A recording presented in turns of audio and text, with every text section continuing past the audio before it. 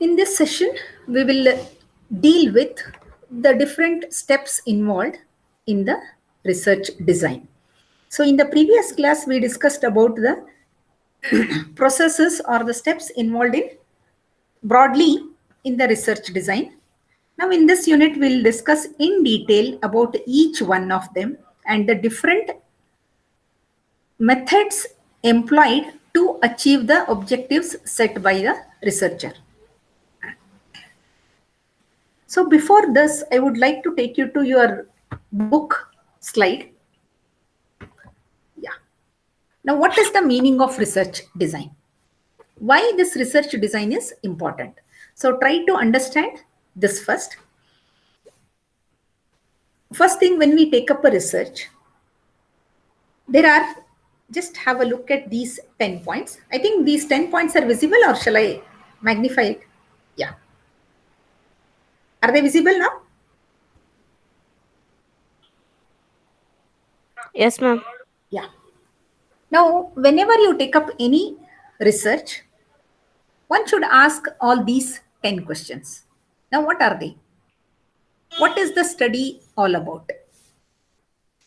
Now, when you define a research problem, first thing, the researcher should know why this study is being carried out.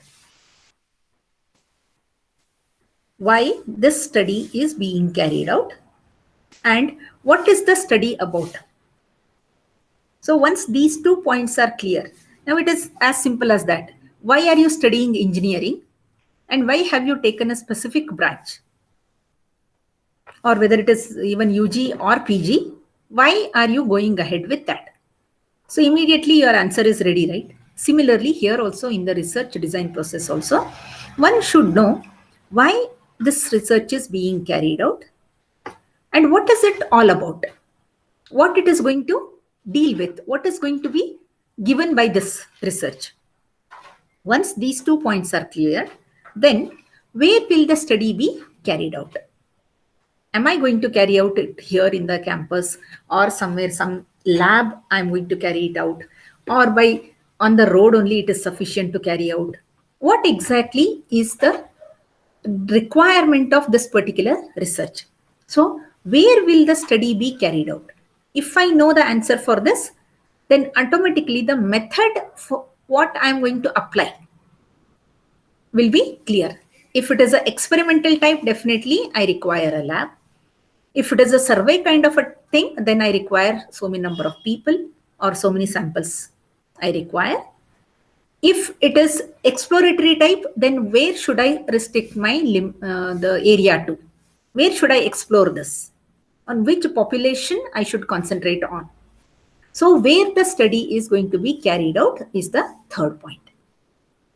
So once you know the first three, then automatically the fourth point is very, very clear.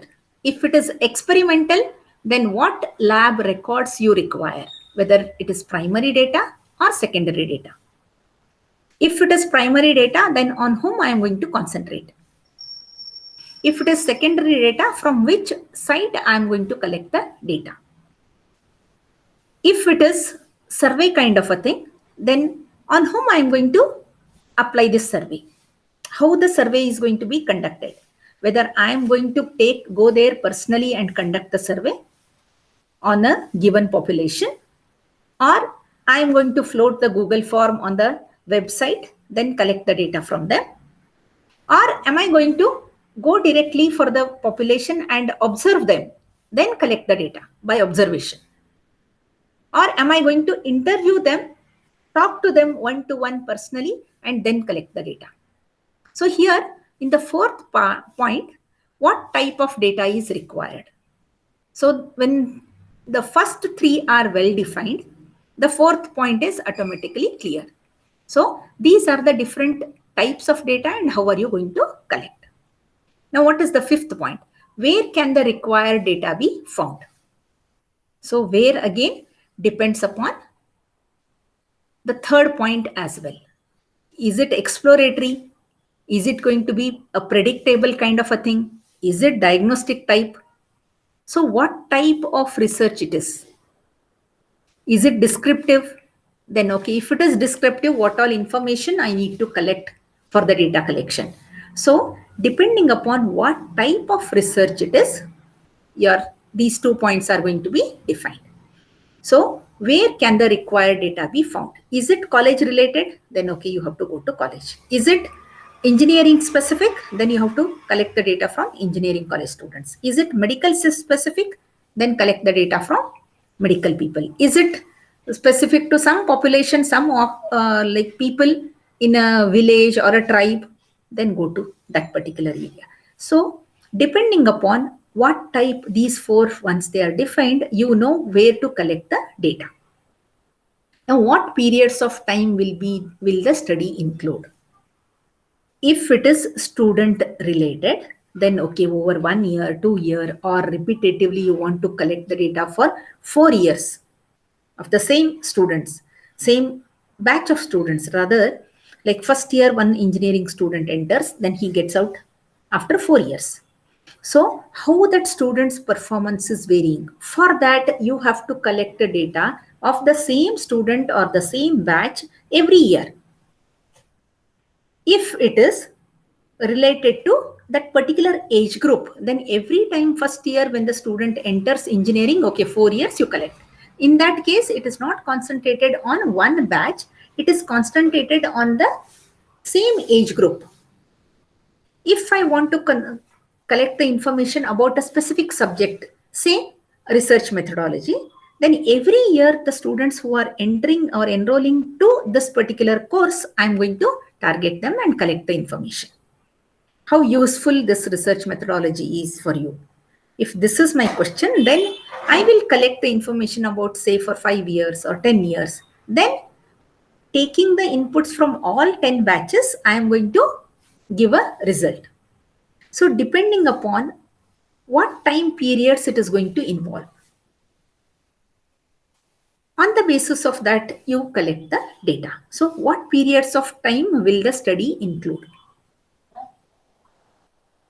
Now again, if you take up example of this virus, COVID, then how long people are going to study? Now once the vaccine is administered, okay, those people will be studied for another 2 years or 3 years, or a concrete solution is obtained for that, they will be studied. Not beyond that. Similarly, if any improvement is required, then definitely the study will continue for another 5 years, something like that. So here the period depends upon the first 3 points. Period of the research depends upon the first 3 points. So once these are fixed, then your fourth and fifth will be clear. Similarly, what will be the sample design? So sample design is another elaborate topic which we will be covering later. But yesterday we have seen the 4 types of sampling and how exactly the samples can be taken from the group, from the strata, from individuals. So like this, when you have different classes of data or the samples available, and what sample you are going to stick on to. So that study one should know when you try to design your research. Next 3 points are our technical points. What techniques of data collection will be used? Data collection. That's what earlier also we have discussed, how exactly the data is going to be collected. Now, once you collect the data, which tool you are going to use and how that data is going to be analyzed. Are you going to give any controls to that and then analyze the data? Are you going to feed it to any neural network or any machine learning algorithm, then analyze the data? Or directly the raw data which is taken can be analyzed? Are you going to normalize it or modify it for your needs? So all these things come under this, how will the data be analyzed? The last point is, in what style will the report be prepared? So this preparation of the report and presentation of the results or interpretation of the study, everything is dependent on what you have defined in the research problem. So these are the points which give or highlight on how exactly we should proceed with the research so that we don't get too many obstacles in the research process. So once you know or understand why the research design is necessary, so these points one should be understood properly.